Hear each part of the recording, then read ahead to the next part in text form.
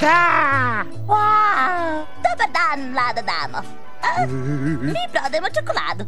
Jel ti majka kod kuće? Mama! Šta? Kakvo je to drage? Ne možete dočekati da umrem, zar ne? Jel tako? Prodaju čokoladu! Čokoladu? Da!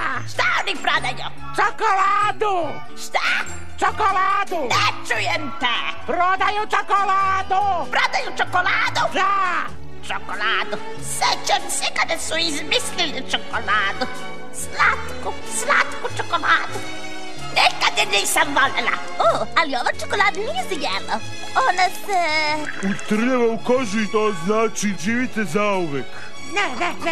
Da živim zauvek, kažeš. Uzet ću jednu. Ajde, Lelja bubo. Počni da me trljaš s tom čokoladom. Mrzim te.